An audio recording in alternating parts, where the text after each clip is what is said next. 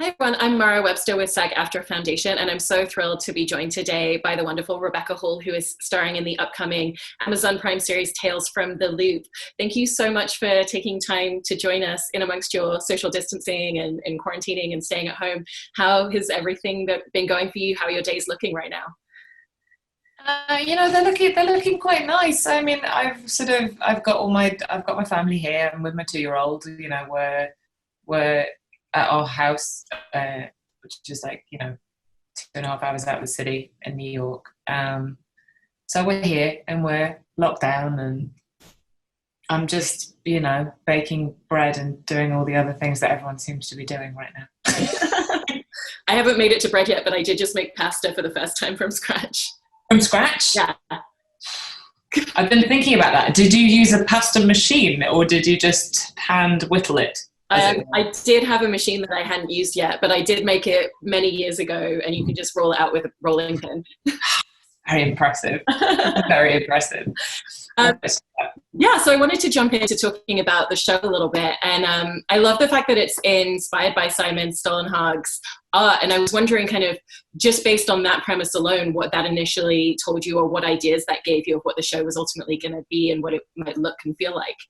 Well, when I heard about it first, the sort of log line was inspired by the artwork. And before I didn't know what the artwork was, and I hadn't seen any of it, but the fact that it was inspired by art was very intriguing straight from jump, because I can't think of anything that's inspired by artwork. I mean, obviously everything's inspired by something. I'm a believer in that, but it was interesting that this was so specifically. And it definitely signaled to me that it was going to have a visual aesthetic that would be specific and strong and authored in some way. And I like that in my viewing experience. So it was exciting. Since it was a miniseries, as opposed to typically on television where you only get some of the scripts at a time, did you have all of them up front to be able to do preparation for the whole series? No, I didn't. They hadn't all been written when I signed on to do it. I had the first one, and I got on the phone with Nathaniel Hulpern, who wrote it all, and Mark Romanek, who directed the first one, and they talked me through the sort of idea of the whole show, and Nathaniel talked me through what would happen over the course of all the episodes. But it was a huge leap of faith. I've never done anything like that before. I mean, I know this is how American television works, but my limited experience of working in TV was British TV, and certainly when I was doing it, if you signed up to do a limited series, you had all the episodes and one director directed all of them, and there wasn't such a thing as a showrunner. I'm thinking of something like Parade's End, which was 5 episodes, and there they were, and Susanna White was doing all of them, and Tom Stoppard had written all of them, so it's a very different sort of proposition. But I was so won over by Nathaniel's writing and in the first episode, and I was so intrigued about the idea of it that honestly, it totally mystified me, but that was quite appealing. And I'm still quite mystified by it. And I think even Nathaniel was a bit like, this is a place. It's sort of a bit like Sweden. It's sort of a bit like Minnesota. It's sort of a bit like... it's out of time and place, and and it was definitely sort of like expressionistic rather than realistic, and I thought that was really exciting. He also said to me, as a sort of pitch, if you imagine what it would be like if Bergman made a sci-fi. And I thought that was really also quite a strong pitch for someone like me. I was like, oh God, I'd want to see that. Definitely want to see that. I can see how that makes sense now, having watched it.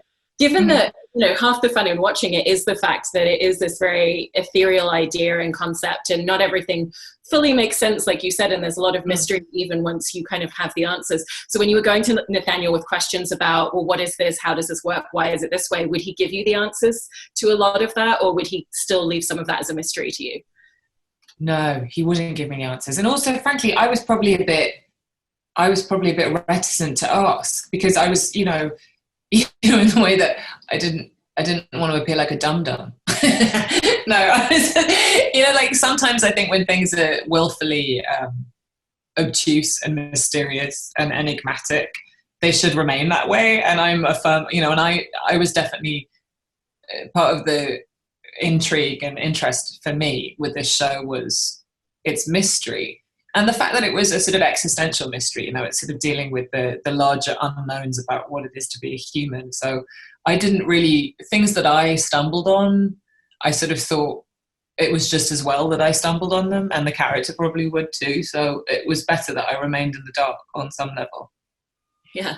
And your character, Loretta, is described as a gifted physicist, which obviously it's in a completely different universe and a completely different setting. So did you feel any necessity to really understand what that would entail as a job in a traditional sense, given that it's a whole different universe that she's existing? God, I wish I could understand particle physics. I haven't the foggiest. I've got a really limited, rudimentary understanding of anything to do with any of these sort of physics things. But it's not actually, you know, what's really fascinating about the show is the stuff that they do. Like they work on the loop is a particle collider, and that's not actually fantastical. It's, you know, it's, this happens, the Higgs boson, all this, you know, it's like this is based on fact actually.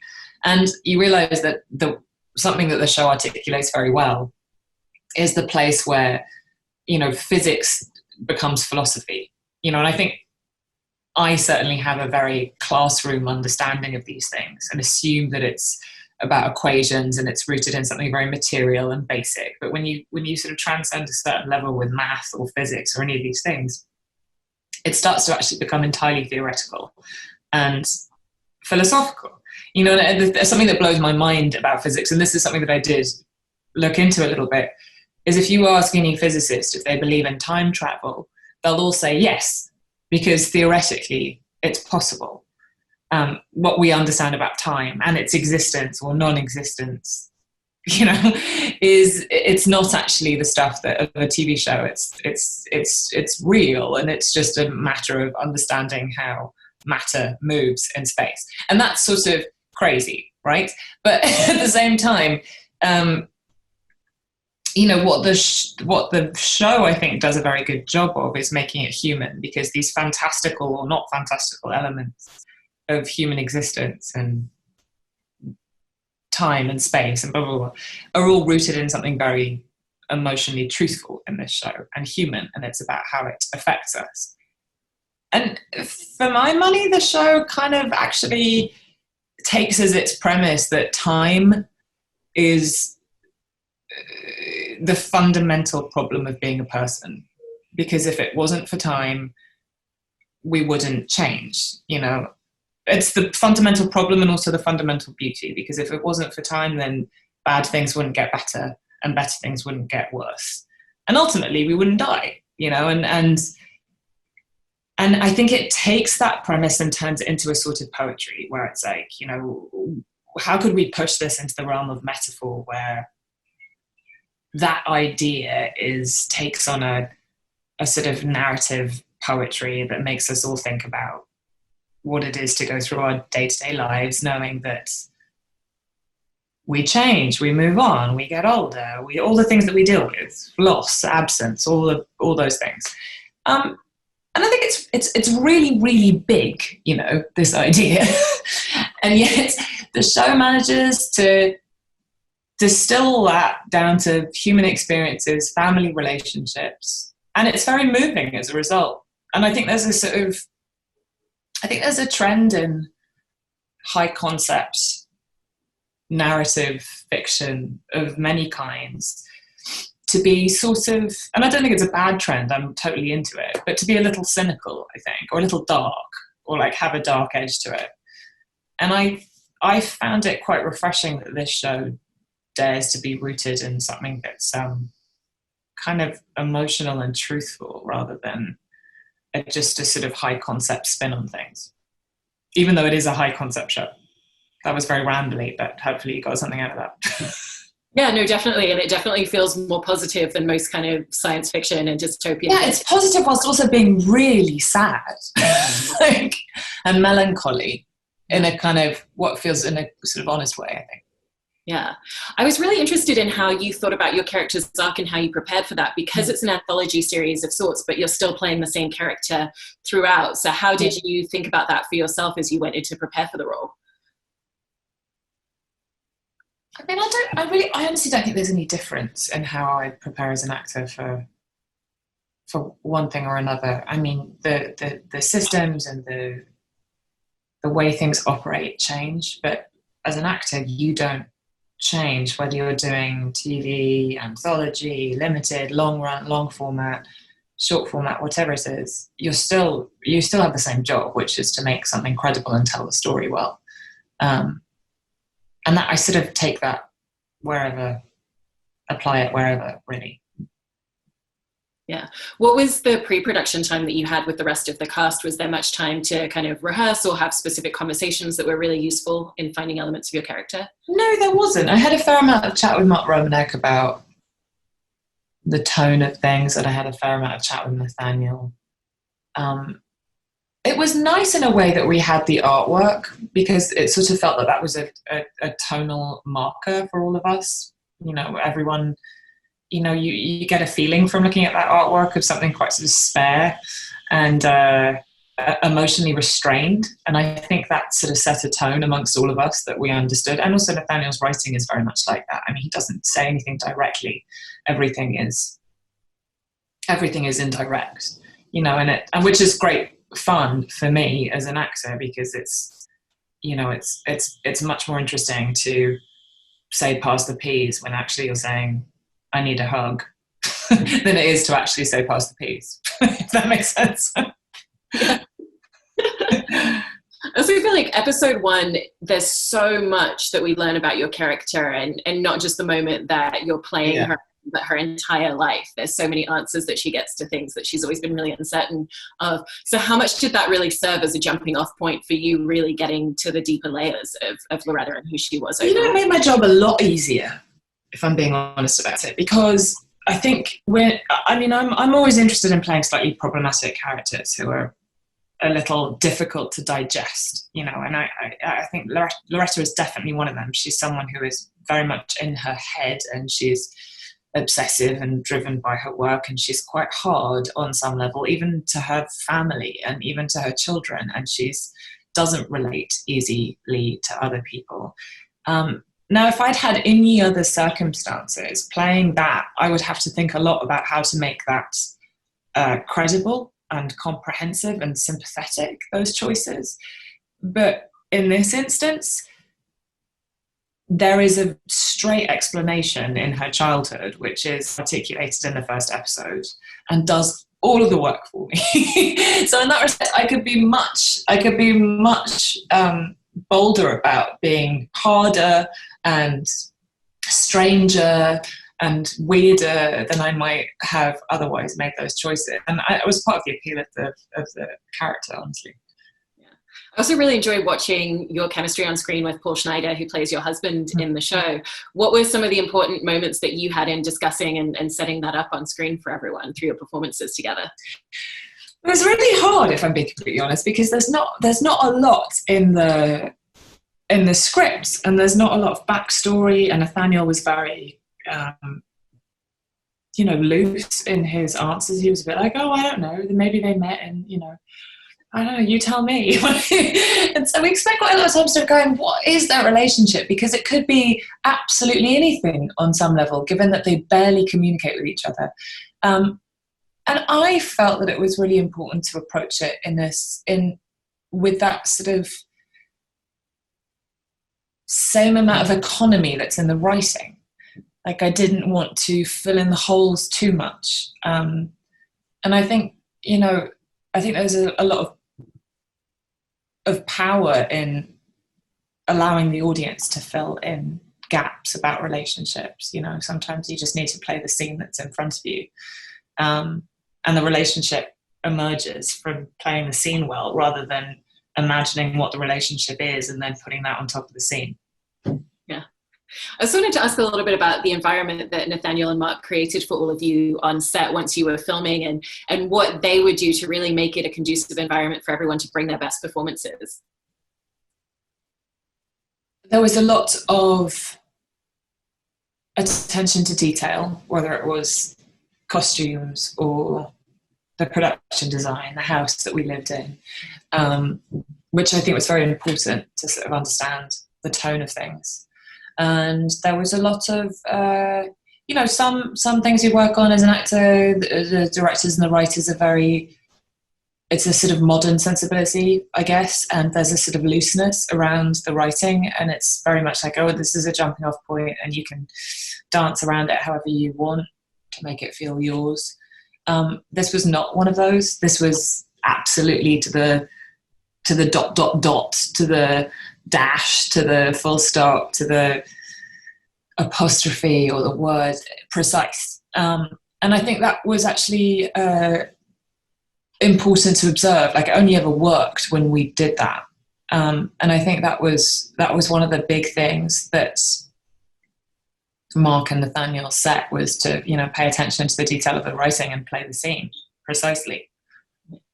Was there any difference in the style and approach of each of the different directors that came in? Because you've got everyone from Mark to Jodie Foster coming in, and everybody comes in with their different interpretation of a script. And I think one of the joys about this is that, every episode does sort of exist on its own somewhat, even though it's related, but it does exist on its own. And so every episode has its own short film in a way.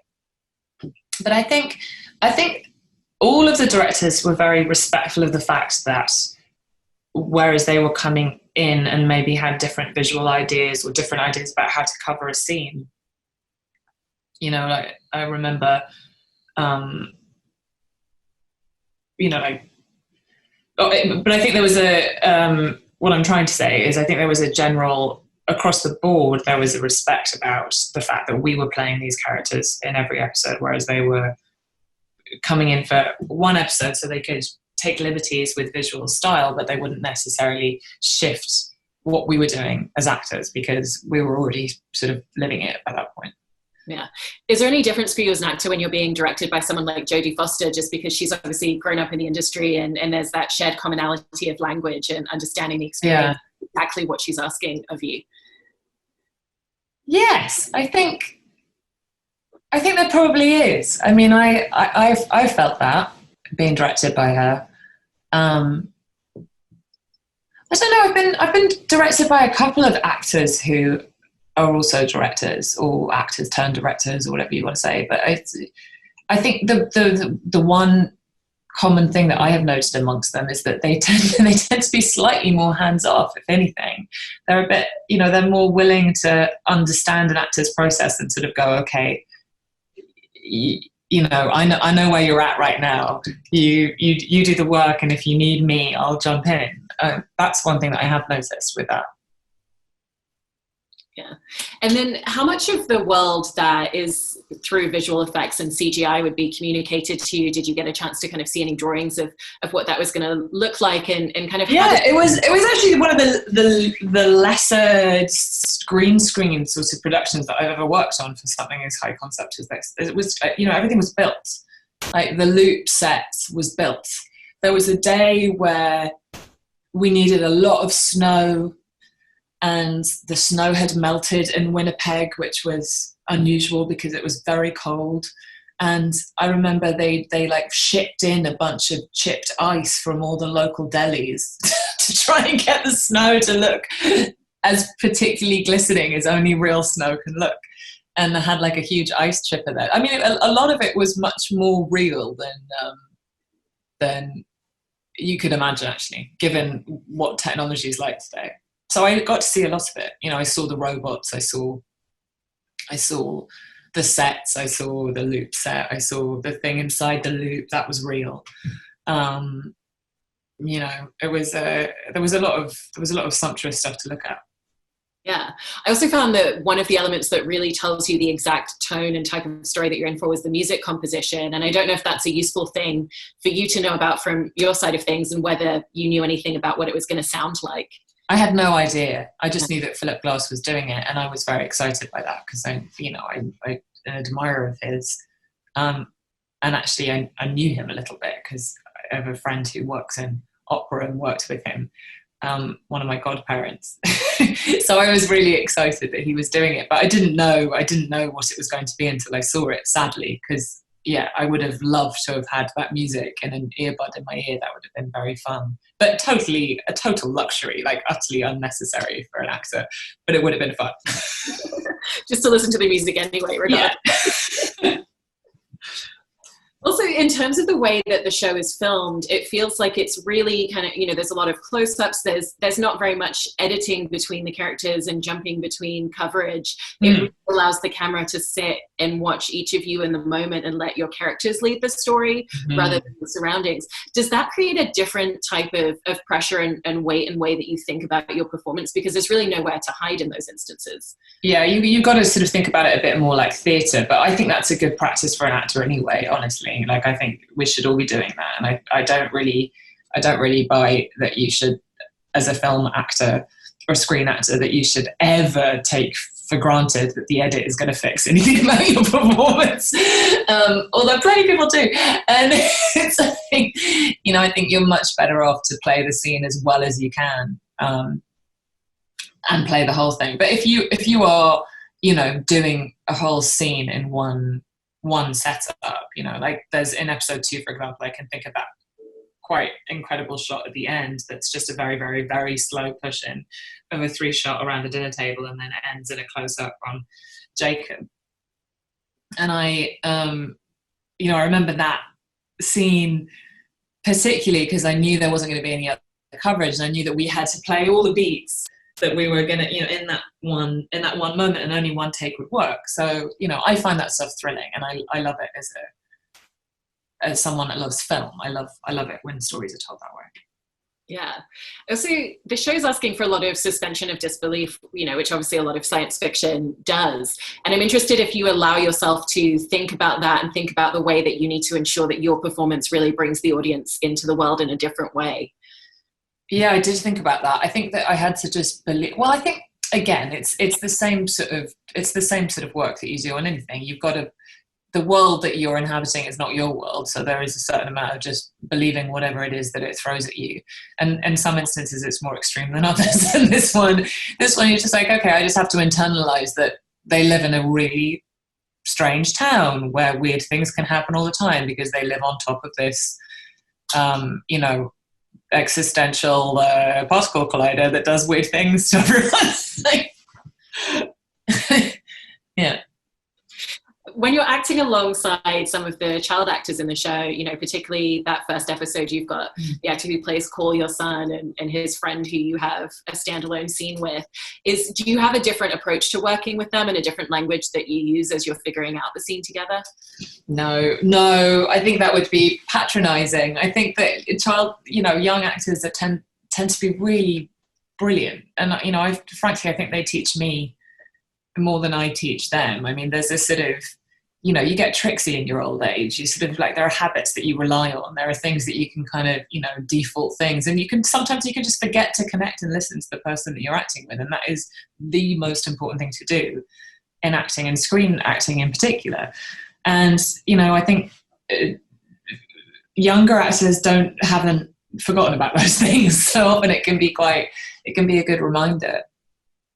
So I don't treat it any differently now. And I thought they were really, really spectacular actors, all of them, and so accomplished and so, understanding of how the material worked and knew how to best approach it and all that stuff. It was very impressive.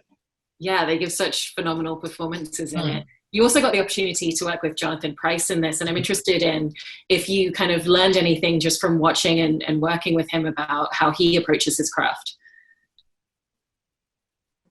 Yeah. I mean, I think I always learn something from that. I don't know. Like British actors, we're all quite private, I think there's a sometimes American actors can be a bit more like, hey, what's your process? And, who have you studied with? And what do you do? And I think there's a trend amongst British actors to be very like, oh, darling, we don't talk about that. We just get on and do it, which is sometimes good and sometimes bad. And I don't know. But so I don't know that I definitely got an insight into what his process was or if it was different to anything else. But he's someone that I've always wanted to work with, and have known peripherally for a while. Like I've run into him several times and I've known him socially. So, and we actually share the same British agent. So I always hear about him, on the grapevine. I feel that we mostly spent our time gossiping about people that we know in common. But we had a very good time together. I love it. Getting to all the important stuff. You also recently directed your first film with Passing, and I was interested if that kind of gave you any sort of different or new understanding of relationships with directors and made you think differently about what they're looking for and what they really need from you as an actor. I'd say that I've learned more about that in the process of editing, which I'm still doing, because you definitely, that's a piece of the puzzle that I've never had access to. I feel like I've had an awful lot of experience of being on many different sets and watching many different directors work in the process of shooting a movie. I've seen that a lot now, and I've taken from all of my experience of that. But the one thing that I have zero experience of is the post-production aspect of it, and when directors go into the room and then make the movie. And it's an entirely new creative act on top of the other creative acts. I mean, there's the first one, which is writing it, then there's the shooting it, and then there's the editing it. And that's been really thrilling for me, but it's also taught me a lot about, what is useful for a director in the edit room as an actor. Like sometimes it's, I think I can personally get very hung up on creating a map through a story that feels cohesive from A to Z. And I think that has served me pretty well, but I think there are times when I could probably have offered, a whole different map somewhere in the middle, just in case something went in a different direction, which it often does, and then you haven't actually played the scene for that possibility, and that's definitely taught me something. But I don't know that I don't feel like I've had a sort of eye-opening experience as to how to be an actor after doing it. I don't think that's changed. Feel I've had an eye-opening experience about, directing, because that's, it's a thing that I've always wanted to do, and now I've done it, and I have loved every second of it, more than I could possibly have imagined. So yeah, hopefully I'll get to do it again. Yeah, and when you were stepping into the role in Permission, you also ended up producing that film, and I was interested with that particular project, what it was that made you want to jump in and take on all that extra responsibility and extra, ability to be involved in the creative decisions behind the camera as well. Well, that was a decision that came out of that came about quite organically. Like the Brian Crano, who wrote and directed it, is one of my oldest friends. And he sort of formed that script out of years of conversations of us observing our friends that we'd grown up with and relationships. And, and I'd been workshopping the ideas with him forever. And so when he was, happy with the script and said to me, I think I want to make it, it felt natural that I should help. It just felt a natural progression that I should help just get the whole thing off the ground and get it done. Especially since he wanted me to be in it. So it was sort of, that was a sort of clear one. But it was also a decision that came out of me just wanting to understand aspects about movie making more than I did, and, feel that I could generate material and be a bit more in control of the trajectory of the things that I'm a part of, which I think is very important if you are that way inclined. Mm-hmm. What were some of those things about movie making that you feel that you understood better from being involved? From producing? Yeah. I think mostly that producing is really hard, and I don't like it very much. I'd rather direct, but I still produce. It's tough, and producers don't really get much credit, because the best producers are the ones that realize everybody else's artistic vision and sort of stay out of the way of it. The best producers are the ones that get asked impossible questions about, I need this, this, and this. How are you going to make it happen? And then they find a creative solution to do it within the budget and and they hold groups of people together and they make sure that everyone's happy. And it's a really tough and diplomatic and careful leadership position that's like not easy to juggle, and you don't, and often you're the bad guy and all the rest of it. So it's sort of, it's a tough gig, but somebody's got to do it. And I think producers have to say no more than anyone else on set. Going back to Tales from the Loop, I was interested in what were kind of the new places that really pushed you to go as an actor that maybe other projects hadn't required you to go to before? Kind of what were the challenges that you felt that were new and different with making this? Well, the things that happened to this particular person, without wanting to get into spoilers, are very unique.